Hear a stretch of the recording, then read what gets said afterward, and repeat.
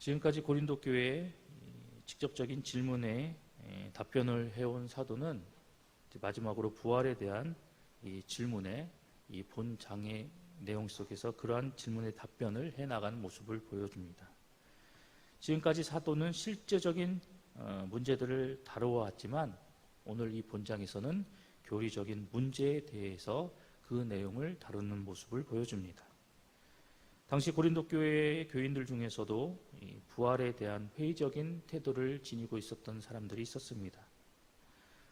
그들의 이러한 회의적인 태도의 모습이 어디에서부터 유입되었는지는 알 수는 없지만 아마도 당시 유행했던 헬라 사상의 영향을 받아 부활에 대한 회의적인 이 모습을 보였을 것이다 라고 추측을 합니다. 영혼의 가치에 비해서 육체를 천시하고 심지어 악의 근원으로 여기는 경향을 가지고 있었던 이런 사상 속에서 그들은 부활에 대한 회의적인 태도를 가지게 되었고, 그리고 이러한 모습 속에서 그들은 사도에게 크게 두 가지의 질문을 하게 됩니다. 먼저 죽은 자의 부활이 있을 수 있느냐, 그리고 두 번째로 부활이 있다면 어떠한 방식과 어떠한 몸으로 부활을 하게 되느냐라고 사도에게 질문을 합니다. 그런데 이들이 던진 이 질문, 먼저 첫 번째 질문을 보면 그들은 이 질문을 하고 있지만 그들 자체는 부활 자체에 대한 의구심을 품고 있었다라는 것을 첫 번째 질문을 통해서 발견하게 되고, 그들이 던진 두 번째 질문을 통해서 우리는 그들이 이 육신의 이 성질에 대한 의문을 품고 있었다라는 것을 우리가 발견하게 됩니다. 즉 이들이 던진 두 가지 질문, 이 두 가지 질문은 결국 그들이 부활에 대한 이 불신앙적인 태도를 가지고 있었고, 그리고 이러한 불신앙적인 태도의 근거에서 그들이 사도에게 질문을 하고 있다라는 것을 우리는 발견하게 됩니다. 그들이 던진 이 질문 속에서 그들이 벌써부터 이 부활에 대한 불신앙적인 태도를 가지고 있었다라는 것을 간파한 사도는 부활을 지지하는 사실을 제시를 하고, 그리고 논리적으로 그 부활을 입증하고, 그리고 그들에 대한 답변을 해주면서 부활의 교리를 확실하게 그들에게 언급한 후에 이 부활 신앙에 기초를 하고 이것에 합당한 삶을 살아가는 성도가 되어야 할 것을 사도는 권면하고 있습니다. 오늘 우리가 살펴본 이 본문의 말씀을 좀 더 세밀하게 살펴보면 1절부터 11절까지의 말씀은 기독교 복음의 핵심인 그리스도의 부활의 이 역사적 확실성을 이 사도가 제시해 주는 모습을 보게 됩니다. 주님의 부활은 그저 유언비어가 아닌, 떠도는 루머가 아닌 역사적인 확실한 사건이다라는 사실을 사도는 우리에게 증거합니다. 그래서 주님의 부활은 베드로뿐만이 아니라 12제자, 그리고 주의 형제 야고보, 심지어 예수님을 따르는 500여 형제들까지 실제적으로 그 주님의 부활을 목격했으며, 바울 자신 등 수많은 목격자들에 의해서 입증되는 이 확고한 역사적 사실이 바로 주님의 부활이다라는 것을 피력하고 있습니다. 바울을 비롯해서 사도들이 전파한 이 기독교 복음의 핵심이 바로 예수 그리스도의 부활이다라고 사도는 이야기를 하고 있는 것입니다. 이렇게 11절까지 말씀을 통해서 사도는 예수 그리스도의 부활은 어떤 동화적이나 신화적인 사건이 아니라 이렇게 역사적인 사실에 근거되어진 확실한 사건이다라는 것을 증언하고 있습니다.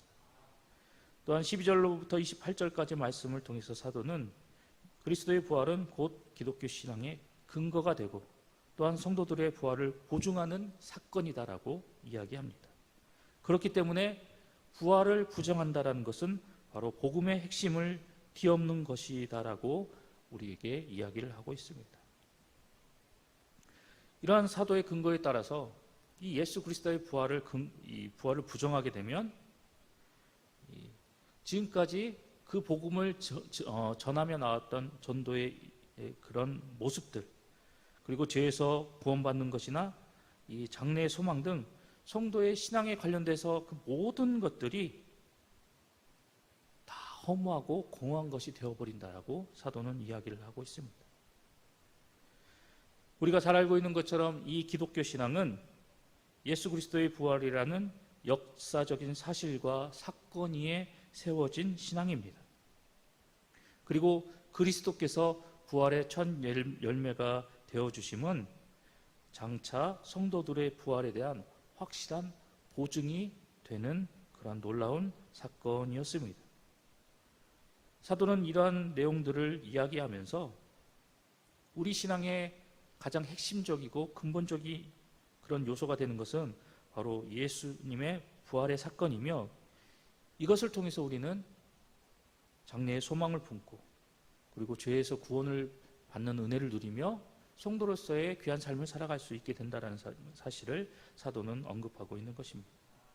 계속해서 29절로 34절의 말씀을 통해서 사도는 이러한 부활의 신앙은 그저 듣고 지식적으로만 가지고 있는 그런 신앙이 되어서는 아니 될 것이고, 이것이 성도의 삶과 현장 속에서 그 부활의 신앙이 연계되어지고 나타나져야 한다는 사실을 사도는 교훈하고 있습니다. 즉 부활 신앙은 성도의 삶과 실질적으로 매우 밀접한 관계가 있는 놀라운 사건이다라는 것을 우리에게 이야기하고 있습니다.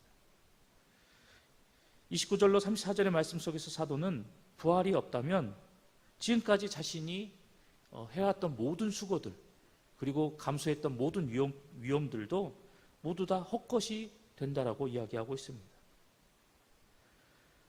이런 말씀 뒤에 사도는 계속해서 부활신앙에 우리가 온전히 바로 서 있을 때 이 부활신앙을 통해서 우리는 더욱더 깨어있어서 의를 행하고 그리고 죄를 멀리하는 경건한 삶을 살아갈 수 있게 된다라고 교훈을 하고 있습니다.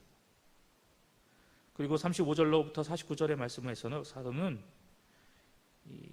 이 고린도 교회의 성도들이 던진 두 번째 질문, 만약 부활이 있다면 어떻게, 어떤 몸으로 부활할 수 있는가에 대한 그 답변을 이야기해 주고 있습니다. 이러한 고린도 교회의 성도들의 질문에 대해서 사도는 식물 파종, 동물의 몸, 전체의 다양성에 대한 사례를 들어주면서 그들이 좀 더 쉽게 부활의 가능성을 유추해 볼 수 있도록 설명해 주고 있습니다. 씨앗이 땅에 뿌려져 죽을 때 여러 모양의 채소나 또는 여러 모양의 꽃으로 그것이 성장하여 나타나듯이 우리의 몸도 얼마든지 그와 같은 방식으로 부활하게 되어질 것임을 사도는 교훈하고 있습니다.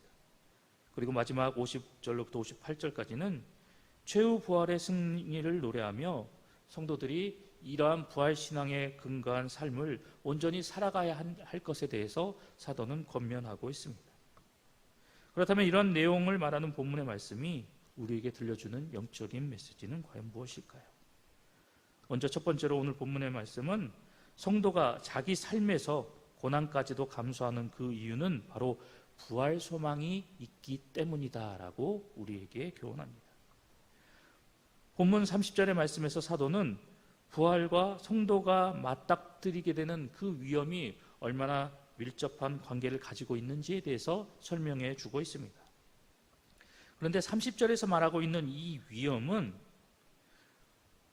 우리가 흔히 생각하는 그런 단순한 그런 위험을 뜻하는 단어가 아니라 성도가 세상에서 당하는 의로운 고난을 의미하는 단어입니다. 성도로서 세상을 살아가게 될 때 피할 수 없는 많은 고난이 우리 가운데 다가오게 됩니다. 사도 역시 사도행전 14장 22절의 말씀을 통해서 우리가 하나님 나라에 들어가려면 많은 고난을 받아야 할 것이다 라고 가르치고 있습니다. 이러한 까닭에 사도는 세상 속에서 살아나갈 때 믿음 때문에 많은 위험과 고난이 예상되어도 그것을 피하는 것이 아니라 그 고난과 위험 앞에서도 담대히 맞서 싸워 나가는 성도가 되어야 할 것을 교훈하고 있습니다.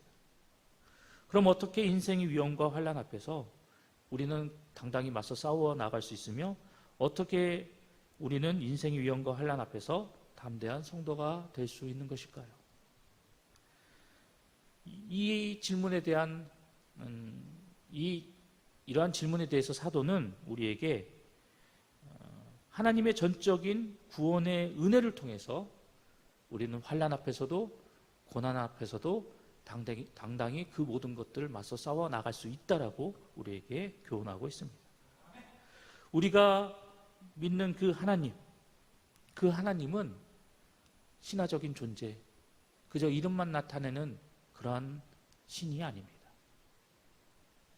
우리가 믿는 그 하나님은 환난과 위험 속에서도 피할 길을 주시고 그 모든 것들을 감당해 나갈 수 있게 하시는 능력의 하나님이십니다. 우리가 이러한 하나님을 온전히 믿고 이러한 하나님을 온전히 의지하며 나아갈 때 우리가 잘 알고 있는 다니엘의 세 친구처럼 죽음의 위험 앞에서도 의연히 대처할 수 있는 성도가 될 수 있습니다. 설령 우리의 생각과 의도대로 우리 앞에 닥쳐온 그 환난과 고난의 상황이 잘 해결되지 않고 잘 풀리지 않는다 하더라도 우리는 다니엘의 세 친구와 같이 그리 아니하실지라도라는 이 신앙을 가지고 이 믿음을 가지고 끝까지 우리에게 주어진 믿음의 길을 걸어가는 성도가 되어야 합니다. 왜 우리는 이런 모습으로 의연하게 신앙과 믿음의 길을 걸어가야만 하는 것일까요? 그것은 바로 우리에게는 부활의 소망이 주어졌기 때문입니다. 환난이나 죽음의 위기 앞에서도 우리가 늘 당당하고 담대하며 나아갈 수 있는 것은 바로 성도된 우리에게는 부활의 소망이 약속되어져 있기 때문입니다. 믿음의 조상 아브라함도 이러한 부활의 소망을 확신하였기 때문에 독자 이삭을 주저함 없이 번제의 제물로 바칠 수 있었던 것이었습니다. 이러한 사도의 교훈처럼 그리스도께서 우리에게 허락하신 그 부활의 소망과 확신을 가지고 내게 능력 주시는 전능하신 그 하나님만을 온전히 바라보고 의지함으로 어떤 환경과 여건 속에서도 당당히 승리하며 나아가는 봉상의 모든 성도님들이 되시기를 소망합니다. 계속해서 오늘 본문의 말씀은 성도의 최후의 승리는 오직 예수 그리스도로 말미암는다라고 우리에게 교훈합니다. 본문 57절 말씀에서 사도는 이김에 대해서 언급하고 있습니다. 그것도 바로 성도의 이김에 대해서 우리에게 이야기를 해주고 있는데요. 이러한 사도의 말씀과 교훈처럼 성도는 반드시 이깁니다. 성도는 사망 권세를 물리치고 최후 승리를 얻게 되어 있습니다. 그러나 중요한 것은 이렇게 성도에게 보증된 승리, 이러한 성도의 승리는 나 자신의 능력이 아니라 바로 예수 그리스도로 말미암아 얻게 되는 온전한 승리다라는 사실입니다. 그런데 성도에게 확실한 승리가 주어졌음에도 불구하고 많은 성도들이 이러한 승리를 확신하며 살아가지 못하고 또 승리를 장담하지 못하며 살아가고 있습니다. 오히려 승리는커녕 자주 쓰러지고 넘어지고 패배하는 모습을 보이곤 합니다. 그렇다면 왜 이러한 모습을 보이게 되는 것일까요? 그 이유는 오직 단 하나입니다.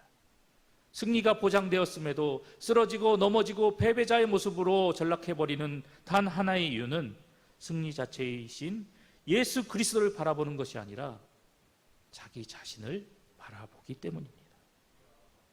아무리 나의 장점을 극대화하고 나의 능력을 업그레이드 시켜도 우리에게는 결코 승리의 소망은 없습니다. 왜 그렇습니까? 우리는 보잘것없는 인간이기 때문입니다. 인간은 철저히 절망적인 존재입니다. 죽음에 이를 수밖에 없는 나약한 존재가 바로 인간입니다. 그런데 그런 인간이 승리할 수밖에 없는 이유는, 그리고 이러한 절망적인 인간이 다시 살아나갈 수 있는 이유는 바로 예수 그리스도, 그분 때문에 승리를 얻고 온전히 살아갈 수 있게 된다는 것입니다. 그 주님을 만나고 그 주님을 의지하고 그 주님을 온전히 믿으며 나아갈 때 우리는 승리하며 나아갈 수 있고 성도로서의 은혜로운 삶을 살아갈 수 있게 된다는 것입니다.